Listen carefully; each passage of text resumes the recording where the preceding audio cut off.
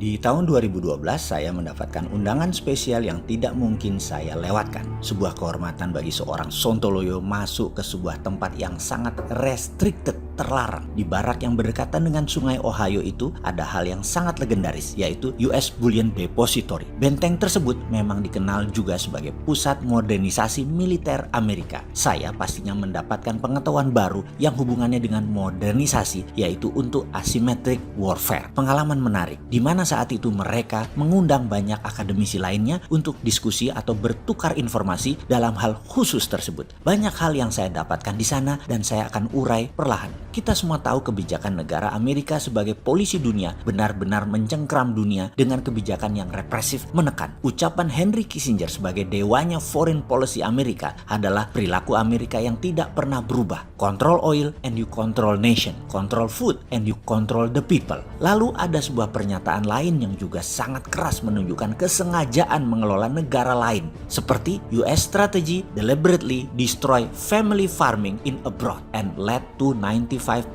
of all grain reserve in the world being under the control of 6 multinational agribusiness corporation. Terjemahan bebasnya kira-kira, strategi Amerika dengan sengaja merusak pertanian di seluruh dunia sehingga 95% gandum dunia dikendalikan oleh 6 perusahaan multinasional milik Amerika. Ini artinya Amerika mau mengendalikan people. Sebagai catatan saja, mie instan bahan dasarnya apa? Dan mie lainnya di Indonesia 100% import bahannya. Sementara makan mie sudah menjadi makanan utama setelah beras dan nasi di Indonesia. Lalu panganan lain kita urai setelah ini ya. Intinya ketahanan pangan sebuah negara tidak akan mudah atau dibuat sulit mandiri selama tidak paham geopolitik dan geostrategik negara adik kuasa si kampret Amerika itu. Faktanya hingga saat ini 9 bahan pokok plus bumbu-bumbu di Indonesia masih bergantung negara besar luar yang hulunya ya mereka juga. Kalau tidak Cina ya Amerika. Ketidakberdaulatan pangan ini bukan masalah pertanian, tapi ini masalah pertahanan. Oke, kita masuk ke oil dulu baru ke pangan ya. Oke, kita masuk ke oil dulu sekarang. Jalur minyak dunia semua dikawal American Fleet. Naval Fleet atau armada laut Amerika adalah armada terbesar di dunia. Seluruh kekuatan naval di dunia baik Rusia, Cina, Inggris, Prancis dan negara lainnya dijumlahkan baru sama dengan kekuatan armada angkatan laut Amerika. Angkatan laut terbesar saat ini adalah Seventh Fleet atau armada ke-7 yang mengawasi Indo-Pasifik, wilayahnya menjangkau dari San Diego, Honolulu, Vanuatu hingga Diego Garcia di Maldives yang berpusat di Okinawa, dan Indonesia masuk wilayah Seventh Fleet. Semua armada laut tersebut mengamankan atau mengontrol jalur minyak Amerika dan jalur minyak dunia. Maaf, kita lompat sebentar. Ketika jembatan Selat Sunda akan dibangun oleh pihak Cina, agenda tersebut batal. Mengapa? Amerika tidak mau Selat Sunda dibuat jembatan karena armada laut armada 7 lewat Selat Sunda, tidak lewat Selat Malaka. Dan Amerika tidak mau 100 meter di atas armadanya ada barang Cina dalam tanda petik yang bisa memonitor gerakan kapal mereka. Indonesia, nggak paham begini-beginian. Zaman SBY nggak paham, apalagi zaman sekarang. Kabinetnya rodok-rodok naif urusan beginian. Nah kan mulai sebel kan kalau kayak gini sama Sontoloyo. Di tengah video Sontoloyo nyinyir. Habis bagaimana dong? Itu paling komentar saya. Saya sudah nggak tahan masalah beginian, kita dikangkangi terus oleh asing dan aseng. Saya nyinyir karena mau mengajak kedaulatan Indonesia itu bangun kesadarannya. Bukan anti pejabat. Paham ya ente ya? Aneh bukan anti pejabat, aneh cinta tanah air, aneh cinta pejabatnya. Cuman pelajaran beginian nih harus diingetin. Di sini mulai banyak yang klik nyambung bahwa ada pertarungan El Clasico di Selat Malaka. Yang Malaysia, Indonesia nggak terlalu ngeh. Armada Cina lewat sana, baik militer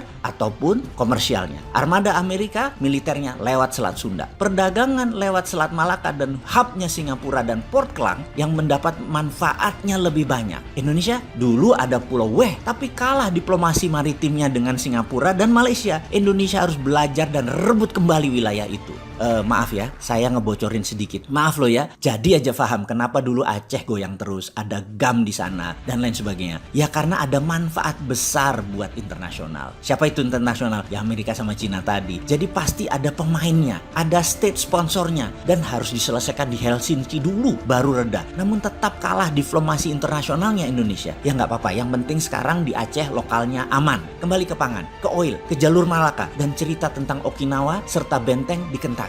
Mulai melihat gambaran besarnya kah? Kita Indonesia ini harus punya skenario baru. Mumpung dua asing-asing ini berantem, punya skenario baru untuk membangun Indonesia ke depan menjadi menyalip keduanya. Punya kan?